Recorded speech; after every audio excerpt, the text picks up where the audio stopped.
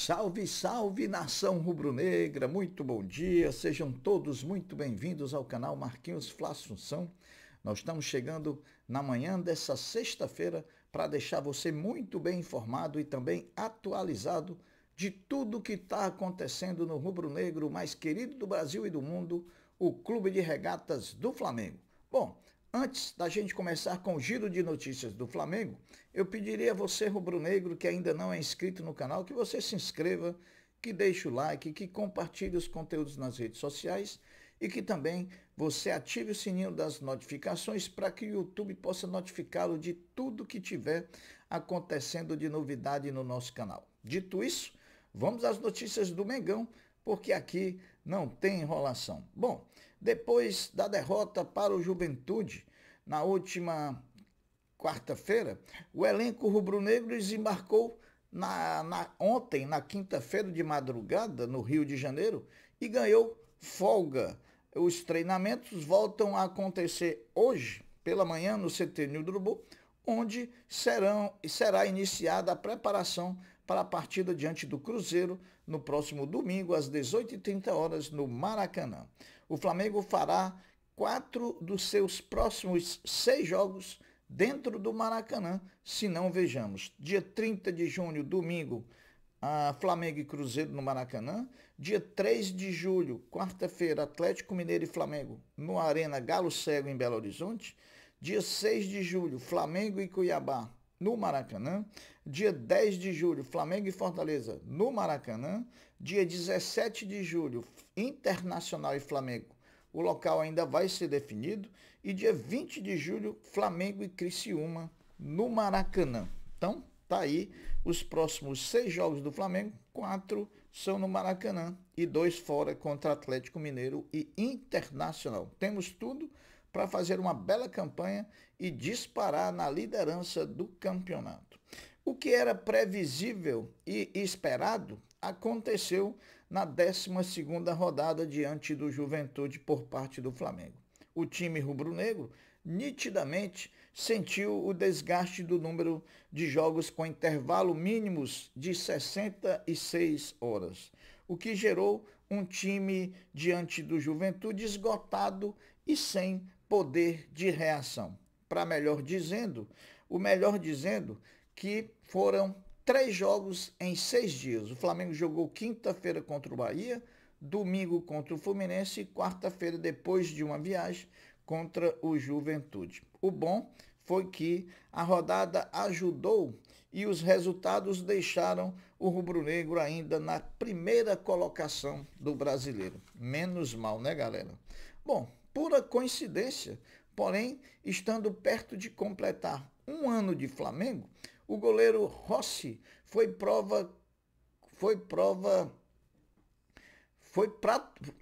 o goleiro Rossi foi protagonista ontem, apesar da derrota para o Juventude, de uma grande partida, realizando inúmeras defesas de teor altíssimo de dificuldade.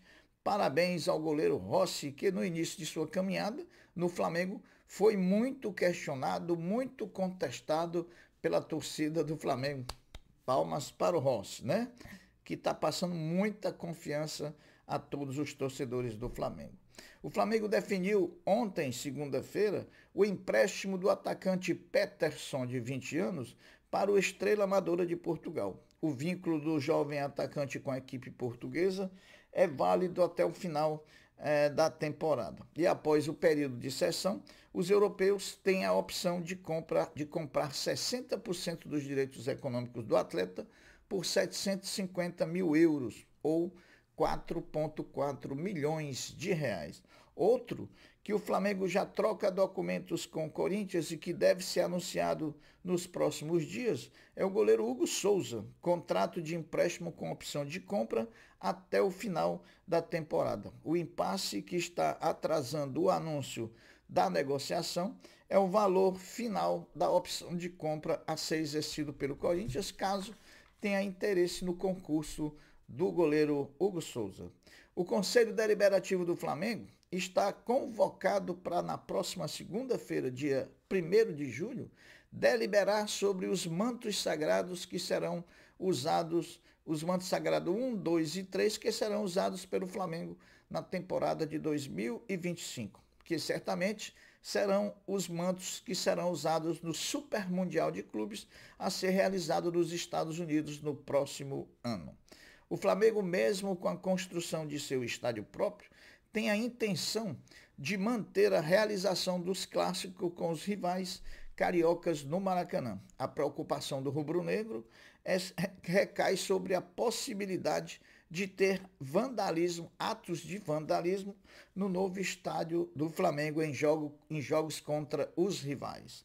Depois da derrota na estreia do Sub-20 do Flamengo, o técnico Felipe Luiz volta a campo com sua nova equipe na terça-feira, dia 2 de julho, contra o Bahia, jogando fora de casa pelo Brasileiro da categoria. A partida ainda não tem transmissão confirmada.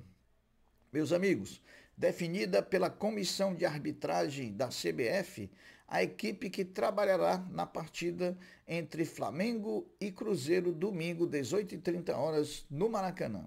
O árbitro será Braulio da Silva Machado, de Santa Catarina, como assistente na bandeira 1, Alex dos Santos, também de Santa Catarina, na bandeira 2, Thiago Americano Labs, também de Santa Catarina, e no árbitro de vídeo, popularmente conhecido como VAR, Daiane Muniz, de São Paulo. Só lembrando que Braulio da Silva Machado apitará o terceiro jogo do Flamengo somente no mês de junho, contra Vasco e contra Bahia.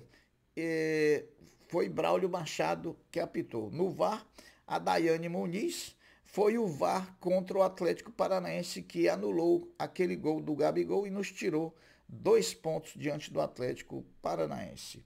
O gol marcado por Pedro na derrota do Flamengo diante do Juventude colocou o artilheiro do Flamengo como o maior goleador do Campeonato Brasileiro da temporada 2024, ao lado do centroavante Everaldo do Bahia e também do meio-campista William Oliveira do Vitória, com 5 gols cada um. Então, os 3 artilheiros do Campeonato Brasileiro são Pedro do Flamengo, Everaldo do Bahia e William Oliveira do Vitória. O Flamengo tem muito bem encaminhada a contratação do meio-campista Marcos Antônio, do Lazio.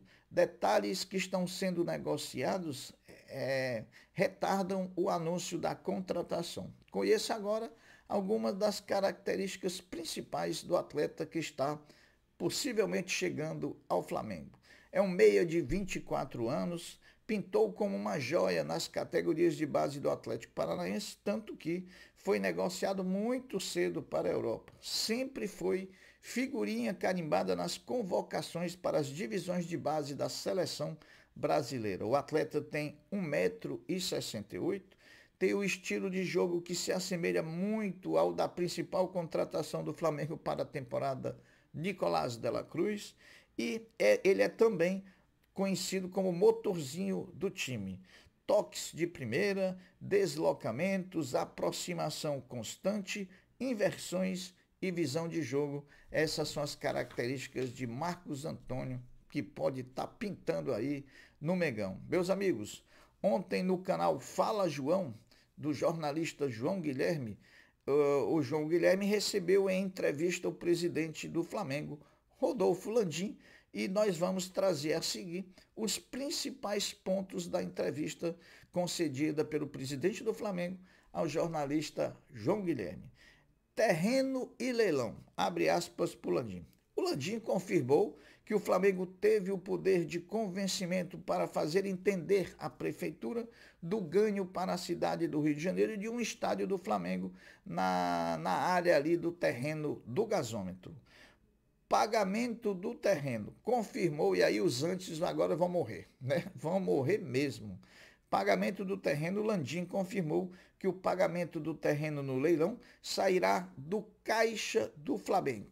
Cash. O Flamengo tem o dinheiro em caixa para pagar o terreno quando for marcado o leilão. Capacidade do estádio. O Flamengo trabalha por conta da área do terreno com a capacidade de 80 mil torcedores. E o formato do estádio, Marquinhos? Os 2 estádios que vão servir de referência para o estádio do Flamengo são o Santiago Bernabéu por sua verticalidade e o Signal Iduna Park do Borussia Dortmund pela sua muralha, que no nosso caso, muralha amarela, né, que no nosso caso será a muralha rubro-negra. Meus amigos, falou também que o novo estádio do Flamengo terá 2 setores populares atrás dos gols, onde os rubro-negros assistirão em pé às partidas disputadas no estádio. A geral estará de volta no estádio novo do Flamengo. Landim também reafirmou o apoio a Rodrigo Dunches como candidato à presidência do Flamengo, assim como também sua candidatura à presidência do Conselho Deliberativo do clube. Informou também que Gabriel Barbosa Gabigol já tem uma proposta de renovação de contrato na mão. Porém, os valores estão bem longe daquilo pretendido pelo atleta. Pensa ele, está na mão e cabe a ele aceitar ou não. Caso ele não venha aceitar, eu acho que dificilmente Gabriel seguirá no Flamengo. Eu acho que está se encaminhando para isso. Talvez isso até justifique a falta de entusiasmo do Gabigol em jogar pelo Flamengo quando entra, né? É só uma dica, né? Vamos aguardar para ver o que é que se acontece. O Flamengo se representa hoje pela manhã no CT Nildo Urubu, iniciando assim a preparação para a partida diante do Cruzeiro domingo, 18h30 no Maraca. O Flamengo fará apenas 2 atividades em preparação para enfrentar o Cruzeiro hoje, sexta-feira, pela manhã, e amanhã, sábado, também pela manhã, já que no domingo já se realiza a partida. Meus amigos, está muito difícil para os rubro-negros secar o Uruguai na Copa América para que nossos craques rubro-negros voltem ao Flamengo. Ontem, o Uruguai passeou e desfilou sobre a Bolívia, vencendo por 5-0 com assistências de Arrascaeta e Nicolás de la Cruz, craques do Mengão. Para encerrar, o Flamengo convocará nos próximos dias seu Conselho Deliberativo para a apresentação do plano de viabilidade financeira para a compra do terreno. Além disso, o Flamengo também vai usar a convocação para solicitar a permissão e autorização para participar do leilão do terreno do gasômetro. Até porque o Flamengo não pode apresentar números porque não sabe que valores serão pagos pelo terreno quando da ocorrência do leilão. Meus amigos, a 12ª rodada do Campeonato Brasileiro terminou ontem à noite, quinta-feira, com a realização de 2 partidas. No Maracanã, surpreendentemente, o Fluminense foi derrotado pelo Vitória da Bahia por 1-0 e o São Paulo venceu no Morumbi o Criciúma por 2-1. Ao final da 12ª rodada, nós temos no G4 da competição Flamengo em primeiro com 24, Bahia com os mesmos 24, porém com menor número de saldo de gols é o segundo, Botafogo com 23 e Palmeiras com 23 são terceiro e quarto colocados do G4. Na zona de rebaixamento, Atlético Goianiense com 10, Corinthians com 9, Grêmio com 7 e Fluminense lá embaixo com 6 pontos marcados. Esse é o resumo da 12ª rodada do Campeonato Brasileiro em termos de classificação. Meus amigos, as notícias são essas, eu vou ficando por aqui, deixando uma até breve, uma até logo, dizendo fiquem todos com Deus, porque eu sempre estou com Ele. Saudações rubro-negras. Fui!